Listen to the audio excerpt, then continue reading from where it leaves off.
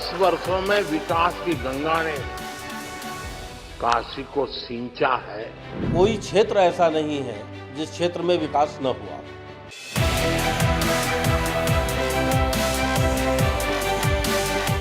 महिलाएं, औरत, बच्चे बिना किसी भय के रात को 2-2 बजे तक निकल रहे हैं।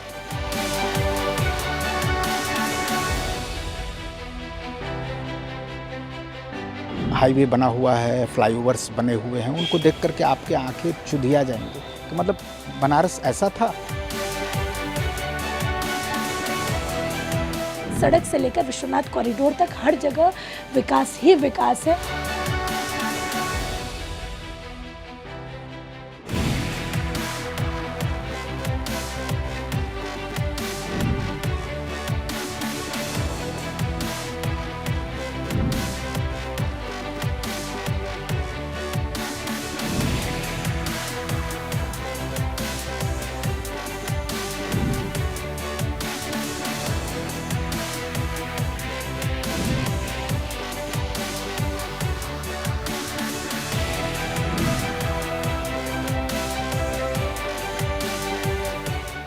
विगत 10 सालों में बनारस का एकदम स्वरूप बदल गया है। यहाँ चहुमुखी विकास हुआ है।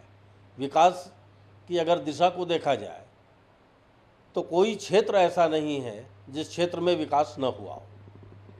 पहले तो चिकित्सा की क्षेत्र को आप देखिए। आज चिकित्सा के क्षेत्र में जो कैंसर अस्पताल यहाँ पे बना टाटा के तत्वाधान में, तो ये पूर्वांचल के मरीजों को इसका लाभ मिल रहा है। और कैंसर के लिए जो लोग मुंबई भागते थे, दिल्ली भागते थे, अब उन्हें भागने की ज़रूरत नहीं है, उन्हें काशी में ही इलाज मिल जाता है। इसके साथ साथ रोडों की व्यवस्था, जो रोड चलने लायक नहीं हुआ करते थे 10 साल पहले, आज वो रोड साफ़ सुथरे हो गए हैं। रोडें बन चुकी हैं, चौड़ाई बढ़ चुकी है उनकी। फ्लाईओवर्स, जगह जगह फ्लाईओवर्स बन गए हैं, जिससे जाम से निजात मिला है। अब घाट की स्थिति देखिए काशी के। गंगा जी के किनारे जहाँ जाने के बाद आदमी बैठने की कोशिश नहीं करता था, चाहता था कि गंगा जी का दर्शन किया और यहाँ से निकलो जल्दी।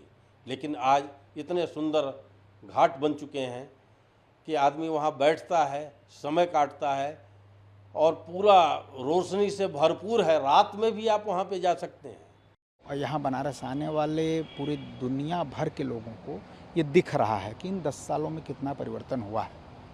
परिवर्तन का आलम ये है कि आप समझिए कि 10 सालों में आप जब एयरपोर्ट से आएंगे तो जो हाईवे बना हुआ है, फ्लाईओवर्स बने हुए हैं, उनको देख करके आपके आंखें चुधिया जाएंगे कि मतलब बनारस ऐसा था। कभी 2 से 3 घंटे लगते थे एयरपोर्ट से बनारस आने में। आप बनारस को चारों तरफ से रिंग रोड, 4 लेन्स, फ्लाईओवर्स, इन सब का हार पहनाया है इन 10 सालों में। ये निष्पक्ष रूप से हम बता सकते हैं, कह सकते हैं एक काशीवासी होने के नाते कि बनारस में सड़कों का हार पहनाया है विश्वनाथ धाम की नगरी को, विश्वनाथ जी की नगरी को। और विकास, जब इंफ्रास्ट्रक्चर की आप बात करेंगे तो ये सड़कें जिस तरह से विकसित हुई हैं, और जहाँ सड़कों का विकास होता है निश्चित तौर पर रोजगार के अवसर उपलब्ध होते हैं। अब आप शहर में प्रवेश करेंगे, जब घाटों पर जाएंगे तो घाटों का बड़ा विकास हुआ है। नमो घाट से लेकर के 84 घाट, पूरा सामने घाट तक पूरा स्वच्छता एकदम लग रहा है। पर्यटन के क्षेत्र में जाएंगे तो आप स्टेशन अंतर्राष्ट्रीय मानक के अनुसार स्टेशन मड़ुआडी से लेकर के जो अब बनारस स्टेशन हो गया है, वाराणसी जंक्शन हुआ, अभी तमाम चेंजेस किए जा रहे हैं। तो ये सारी चीज़ें आपको दिख रही हैं। अब देखिए, पक्ष विपक्ष तमाम तरह की बातें करता है, तो राजनीतिक मोतियाबिंद हो, बात अलग है।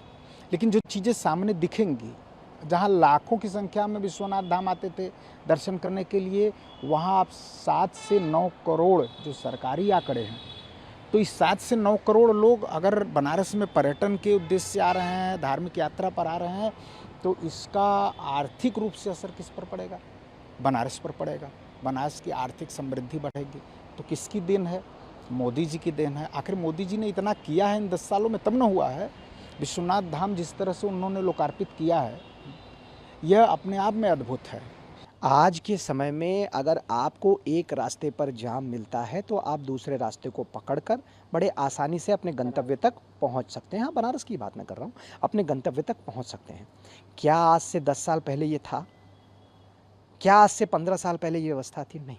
आपको 2 किलोमीटर का भी सफ़र तय करने में कम से कम 1 घंटे लग जाते थे due to traffic, due to jam, जो सिचुएशन यहाँ पे ये हुआ करती थी।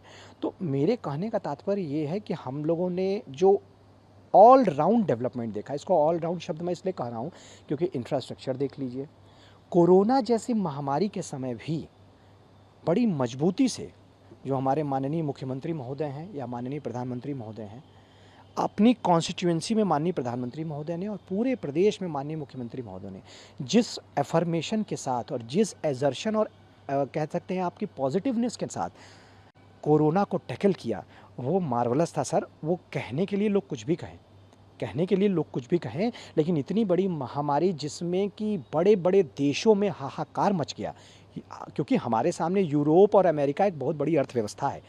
यूरोप और अमेरिका जैसे देशों में क्या हुआ किसी को बताने की ज़रूरत नहीं है। लोग सड़क पर आकर मरे हैं, सड़क पर आकर मरे हैं। और हमारे जैसी इतनी बड़ी आबादी का देश, जो कि अब कुछ दिनों में चाइना को भी क्रॉस करने की परिस्थिति में आ चुका है, इतनी बड़ी आबादी का देश, उसको हमारे माननीय प्रधानमंत्री महोदय ने और माननीय मुख्यमंत्री महोदय ने उसको बहुत सूझबूझ से और बहुत मार्वलसली हम कहेंगे टैकल किया कोरोना जैसी परिस्थिति को। जैसे आप रात को 12 बजे के आसपास 500 रुपये की गड्डी अपने हाथ में ले लीजिए और उसको लहराते हुए बाहर निकल जाइए, और आपकी गड्डी को अगर किसी ने छीन लिया तो उसके लिए स्टेट जिम्मेदार होगा। ये होता है वेलफेयर स्टेट। लेकिन आज की परिस्थिति देखिए, आज की परिस्थिति महिलाएं, औरत, बच्चे बिना किसी भय के रात को 2-2 बजे तक निकल रहे हैं।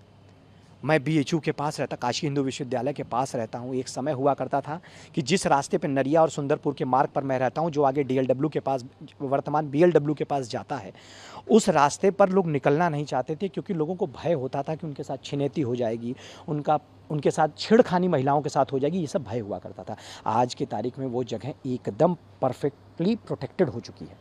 बनारस में जो परिवर्तन की बात है, वो परिवर्तन बनारस की विरासत, संस्कृति जो पूरा है उसको सहेज कर लिया गया है।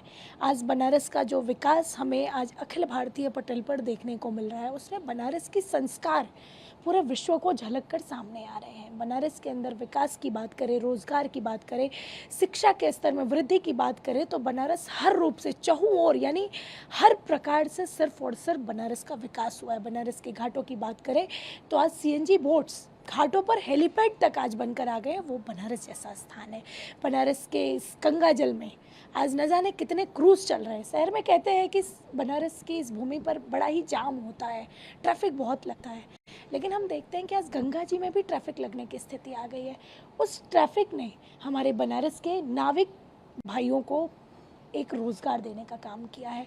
आज जो विश्वनाथ कॉरिडोर का निर्माण बनारस शहर के अंदर हुआ है, उसने टूरिज़्म के माध्यम से यहाँ के बुनकर और छोटे छोटे जो दुकानदार हुआ करते थे, उनको व्यापार देने का काम किया। आज बनारस में चहुं ओर रोज़गार, एक जो पारंपरिक रोज़गार बनारस का होता था, उसका आज विकास हो रहा है। इसके साथ ही अगर बात करें इस बनारस के अंदर, तो एक मेडिटेशन सेंटर, बनारस वैसे ही अपने आप में एक पौराणिक और प्राचीनतम नगरी है, लेकिन उसके साथ बनारस को एक मेडिटेशन सेंटर भी दिया गया है, जिसके माध्यम से बनारस के लोगों को खुद को इस प्रकृति से, पर्यावरण से, ईश्वर से जोड़ने का अवसर मिलना है।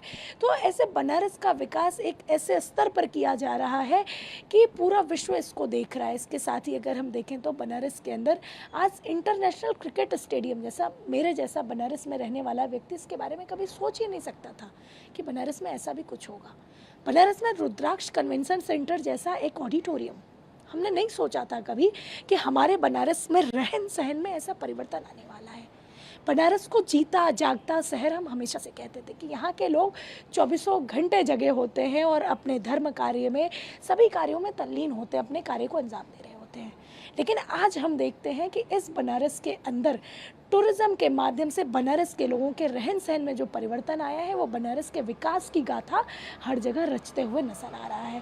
तो बनारस का रहन सहन, बनारस के लोगों को जो सुविधाएं मिली, आज कहीं ना कहीं बनारस के भीतर जो नए ब्रिज, नई सड़कों का निर्माण हुआ है उसके माध्यम से भी लोगों को, पहले कहते थे कि बनारस में सड़क में गड्ढा नहीं, गड्ढे में सड़क है, पर मुझे नहीं लगता कि आज के समय में बनारस में ऐसी स्थिति है। आज बनारस का विकास इस स्तर पर आ गया है कि आज चहु और सड़क है, गलियां हैं, कॉलोनीज में भी जो इवन सड़कें बनी हुई हैं वो भी इतनी अच्छी हैं कि लोगों को आज यहाँ का विकास सड़क से लेकर बनारस की जो सांस्कृतिक और हमारी पूरी कल्चरल जो टूरिज़्म का स्थान है, वो हमारा मंदिर, वहाँ तक लेकर, यानी कि सड़क से लेकर विश्वनाथ कॉरिडोर तक हर जगह विकास ही विकास है। और इस विकास में हमें बहुत से अवसर मिले हैं खुद को निखारने का और खुद को पूरे विश्व के सामने दिखाने का। देखिए, बदलाव भौतिक हो एक अलग बात है, भौतिक बहुत सारे बदलाव हुए, लेकिन यदि किसी शहर की जो जीवन शैली है उसको बदलने में कई पीढ़ियाँ बदल जाती हैं।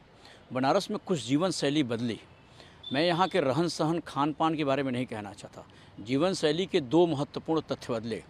एक, ट्रैफिक को लेकर के लोगों के अंदर एक बहुत बड़ा बदलाव आया। लोग लाइन पर रुक जाते हैं। जो बनारस जाम का सबसे बड़ा शहर था, वहाँ ट्रैफिक सिग्नल को लोग मानने लगे। मैंने वो दौर भी देखा है जब वहाँ रस्सी लगाया जाता था चौराहे पर, पुलिस वाले और होमगार्ड के जवान रस्सी लेकर के स्थान को रोकते थे। वहाँ लोग अपने आप 95% की एक रिपोर्ट आई कि 95% लोग ट्रैफिक सिग्नल पर रुक रहे हैं। दूसरा एक बड़ा बदलाव इस शहर में स्वच्छता को लेकर के है। आप किसी भी घर में जाइए, चौराहे पर जाइए, दुकानदार को देखेंगे तो वो दुकानदार अपने यहाँ डस्टबिन रखता है। पहले कहीं भी लोग कुछ भी फेंक देते थे खा करके। यहाँ तक कि गंगा घाट किनारे भी यदि लोग कहीं कुछ फेंकने की कोशिश भी कर रहे हैं तो दो लोग टोक देते हैं कि भैया वहाँ मत टोको। यहाँ तक कि दुकानदार टोक देते हैं। ये जीवन शैली का बदलाव है। अब भौतिक के इस रूप में यदि आप देखेंगे तो बनारस में कोई ऐसा वर्ग नहीं था। मैं अल्पसंख्यकों की बात करूं तो यहाँ एक बनारस में बुनकर ट्रेड फैसिलिटी सेंटर, जो बनारस में पहली बार प्रधानमंत्री बने तो उन्होंने 450 करोड़ की लागत से बुनकर ट्रेड फैसिलिटी सेंटर बनाया। वो बुनकर ट्रेड फैसिलिटी सेंटर जहाँ उनको एक ऐसा स्थान दिया गया, एक छत दिया गया जहाँ से यहाँ की जो बनारसी साड़ियाँ हैं, लोग अपने बुनकर जो बुनाई करें या जो डिज़ाइन तैयार करें उस स्थान पे जाएं, वहाँ कंप्यूटर पर अपनी डिज़ाइन को डाउनलोड करें और उसको वो दुनिया में जो बाज़ार है वहाँ पर भेज सकें। और जिसको जो डिज़ाइन पसंद आएगा उसके बाद इनको ऑर्डर मिलता। एक बड़ा उनका प्रोजेक्ट था। ये अलग बात थी कि उसमें जितनी सफलता मिलनी चाहिए था वो नहीं मिला। उसके अलावा रिंग रोड, उसके अलावा यहाँ ईरी का चावल अनुसंधान केंद्र, उसके अलावा आप देखेंगे तो पेरसेबल कार्गो, एयरपोर्ट अथॉरिटी आप देखेंगे, हाईवे परियोजना, गंगा में जो जल परिवहन परियोजना, तमाम बड़े प्रोजेक्ट हैं जो बनारस में काम किए गए। मुझे लगता है कि आगामी 50 साल की जो आबादी होगी, किसी भी शहर के भौतिक बदलाव के लिए जो आगामी 50 साल की जो आबादी होगी, उस आबादी को ध्यान में रखते हुए ये बदलाव किया गया है। और बहुत सारे बदलाव जो होने हैं भविष्य में वो होंगे, इसलिए कि सरकार बनारस को लेकर के बड़ा संवेदनशील है।